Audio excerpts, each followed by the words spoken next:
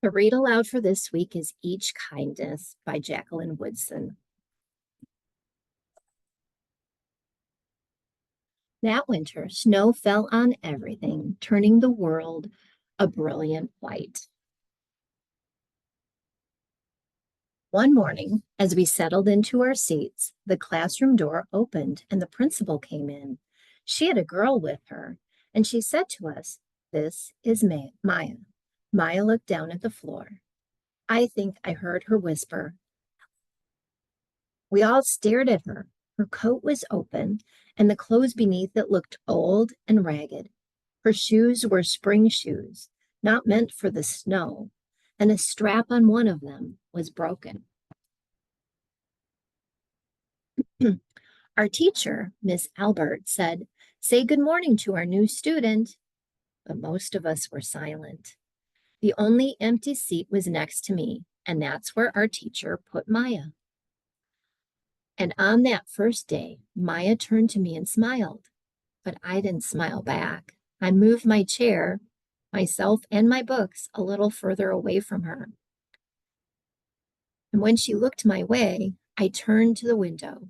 I stared out at the snow. And every day after that, when Maya came into the classroom, I looked away and I didn't smile back.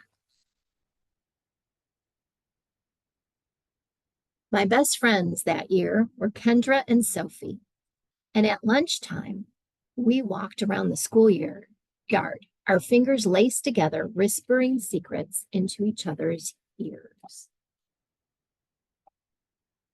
One day, while we were near the slide, Maya came over to us. She held open her hand to show us the shiny jacks and the tiny red ball she had gotten from her birthday. "It's a high bouncer," she said, but none of us wanted to play. So Maya played a game by herself. That afternoon, when we got back into the classroom, Maya whispered to me, "Bet you can't guess who the new Jack's Champion of the Worlds is." Behind me, Andrew whispered, "Chloe's got a new friend. Chloe's got a new friend." "She's not my friend," I whispered back.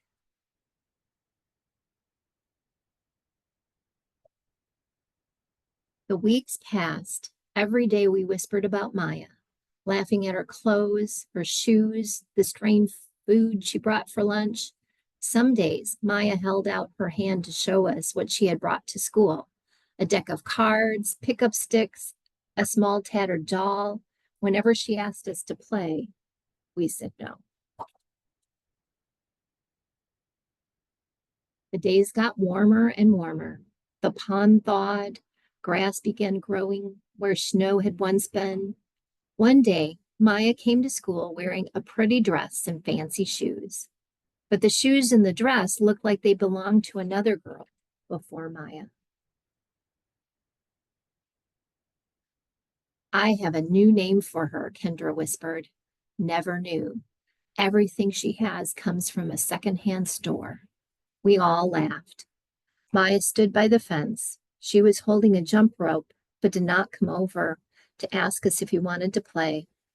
After a while, she folded it double, rolled the ends around each hand, and started jumping. She jumped around the whole schoolyard without stopping. She didn't look up once. She just jumped and jumped and jumped.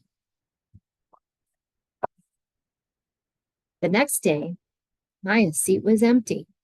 In class that morning, we were talking about kindness. Miss Albert brought in a big bowl into the class and filled it with water. We all gathered around her desk and watched her drop a small stone into it. Tiny waves rippled out away from the stone. "This is what kindness does," Miss Albert said. "Each little thing we do goes out like a ripple into the world." Then Miss Albert let us each drop the stone in, and as we told her what kind of things that we had done. Joseph had held the door for his grandmother. Kendra helped change her baby brother's diapers. And mean old Andrew had done something. "I carried teacher's books up the stairs," he said. and Miss Albert said it was true. I stood there holding Miss Albert's rock in my hand, silent. Even small things count, Miss Albert said gently, but I couldn't think of anything, and I passed the stone on. Maya didn't come to school the next day or the day after that. Each morning I walked to school slowly, hoping this would be the day Maya returned, and she'd look at me and smile. I promised myself that this would be the day I smiled back. Each kindness, Miss Albert said, makes the whole world a little bit better. But Maya's seat remained empty, and one day Miss Albert announced to the class that Maya wouldn't be coming back. Her family had to move away. Miss Albert said, then she told us to take out our notebooks. It was time for spelling. That afternoon, I walked home alone. When I reached the pond, my throat filled with all the things I wish I would have said to Maya, each kindness I had never shown. I threw small stones into it over and over, watching the way they rippled out and away, like each kindness, done and not done. Like every girl somewhere holding a small gift out to someone and that someone turning away from it.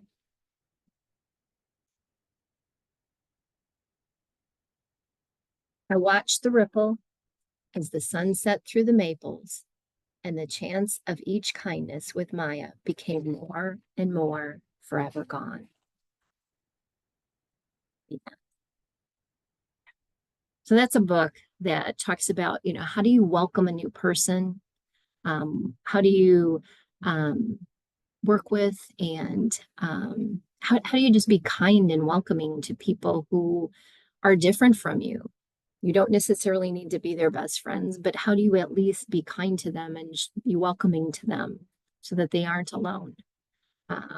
There's so many different journaling activities you could do that, a variety of different activities, questions you could ask before and after. But that I thought was a good read aloud book that connects really well to relationship skills. Have a good week.